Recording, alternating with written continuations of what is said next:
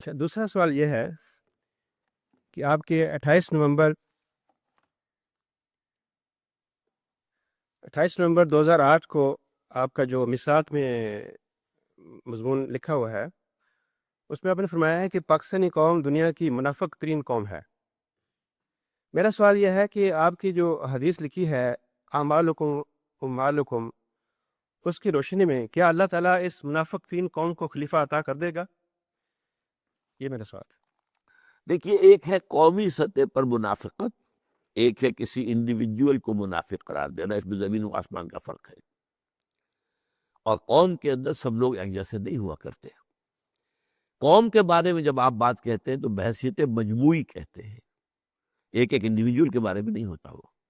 اس کا میں نے جو ہے پورا تجزیہ کر کے بتایا ہے کہ اللہ تعالیٰ نے سورہ توبہ میں آیت نمبر 75، 76، 77 میں یہ بیان کیا ہے کہ مدینے کے منافقین میں ایسے لوگ بھی شامل ہیں جنہوں نے اللہ سے عہد کیا تھا کہ اگر ہمیں اللہ دولت دے گا، غنی کر دے گا، تو ہم خوب صدقہ خیرات کریں گے، نیک بن جائے گی۔ جب اللہ نے دولت دے دی تو انہوں نے اس سے منہ پھیر لیا، اب بخل سے کام لیا، تو اللہ نے سزا کے طور پر ان کے دلوں میں نفاق پیدا کر دیا۔ یہ ہے وہ قانون، اللہ کا ابدی قانون، جس کے تحت بحیثیت مجموعی یہ قوم منافق بن چکی ہے، اس لیے کہ اس نے وعدہ کیا تھا اللہ سے، اللہ ہمیں پاکستان دے یا ہمیں ایک ملک دے، اور انگریز کے بعد ہمیں ہندو کی غلامی سے بچا دے، ہمیں ایک آزاد خطہ دے تو ہم یہاں پہ تیرے دین کا بول بالا کریں۔ اللہ نے کر دیا، اور معجزے کے طور پر کیا ہے۔ اسے یہ نہ سمجھیے کہ مسلم لیگ کی سٹرگل کا حاصل تھا یہ۔ مسلم لیگ کی بیچاری کی حیثیت کیا تھی؟ کوئی کانگریس جیسی جماعت کے سامنے مسلم لیگ کی تو کوئی حیثیت جمعیت علماء ہند کے مقابلے میں بھی نہیں تھی۔ یہ تو اللہ کی طرف سے خاص معاملہ ہوا ہے، اور اسلام کے نام کی وجہ سے ہوا، لہذا اللہ نے دے دیا، اور ہم نے پھر ملک بنا نافذ نہیں کیا، تو سزا مسلط ہے۔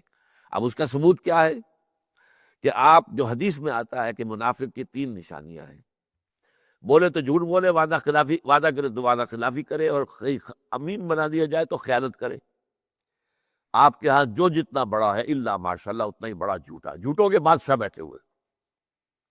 ابھی ایک شہباز شریف نے جھوٹوں کا آئی جی کہا ایک شخص کو، میں تو بادشاہ کہتا ہوں، اور خود نواز شریف جھوٹوں کے بادشاہ ہیں۔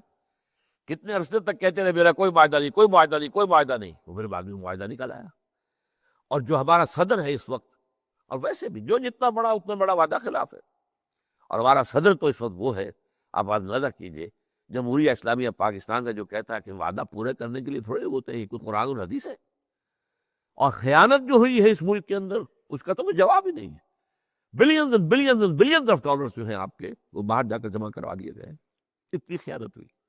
تو بحیثیت مجموعی کس قوم پر جو ہے منافقت طاری ہے۔ اچھا، اب جب قوم وہ تھی مکے کی، وہ بحیثیت مجموعی شرک میں غرق تھے، تو شرک کے اندر غرق قوم کو بھی اللہ نے نکالا ہے اس دعوت کے ذریعے سے جو محمد الرسول اللہ صلی اللہ علیہ وسلم نے، اور پھر آپ کے ساتھی جو ایمان لایا وہ داعی بن گیا۔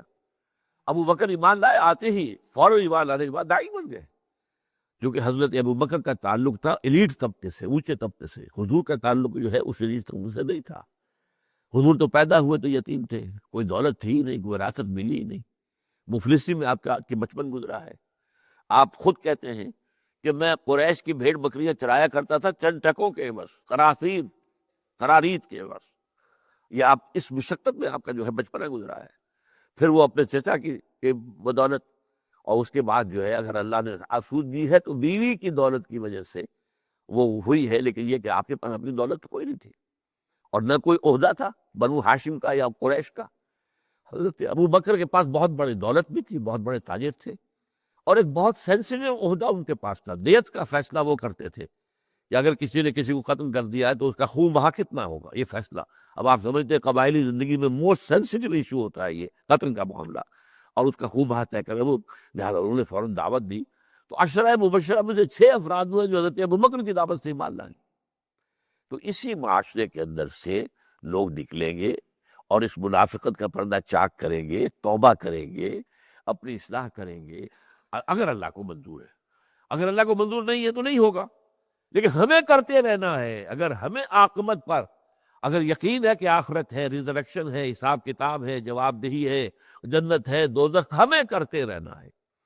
تو ان دونوں چیزوں کو گڑبڑ نہ کیجیے۔ امکان ہے یا نہیں ہے، ہمیں کرنا ہے، اور یہ ہے out of sense of duty.